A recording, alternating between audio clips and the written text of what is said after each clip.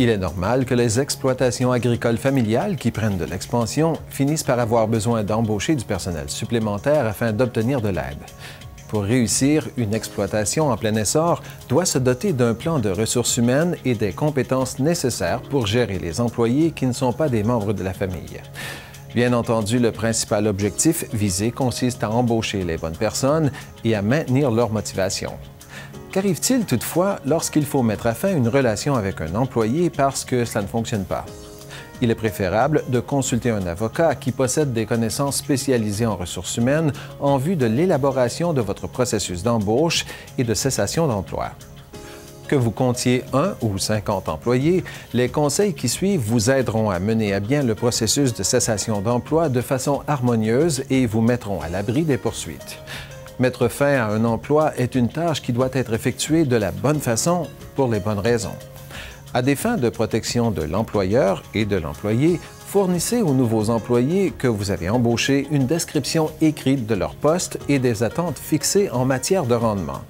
Si vos employés actuels ne possèdent pas ce document, créez-en un dès que possible.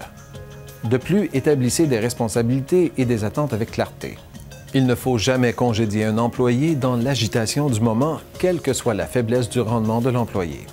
Si un employé doit être renvoyé, vous devez être prêt à lui montrer que vous lui avez donné des avertissements écrits, de la rétroaction continue, y compris des exemples de son faible rendement, ainsi que l'occasion de s'améliorer. Consignez toutes les discussions qui ont eu lieu au sujet des problèmes de rendement de l'employé. À cet égard, adoptez la même approche avec tous les employés. Il est judicieux d'être accompagné d'un autre membre de l'équipe de la direction lors du congédiement d'un employé. Une personne parle alors que l'autre prend des notes.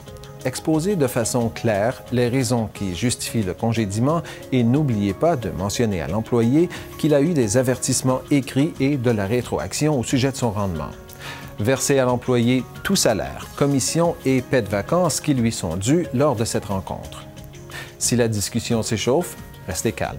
Écoutez les points que soulève l'employé et prenez-en note, mais n'amorcez pas une dispute.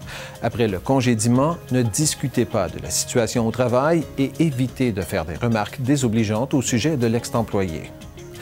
La question à savoir s'il est préférable d'accorder un délai de préavis ou de verser une indemnité de préavis peut être complexe, mais un avocat peut vous aider à y voir clair. Dans chaque province, des normes d'emploi établissent la durée minimum de la période de préavis. De nombreux facteurs peuvent toutefois intervenir. Il convient donc de bien vous préparer avant de procéder au congédiement. La réalité est que si vous avez des employés, vous finirez par devoir congédier un membre de votre personnel.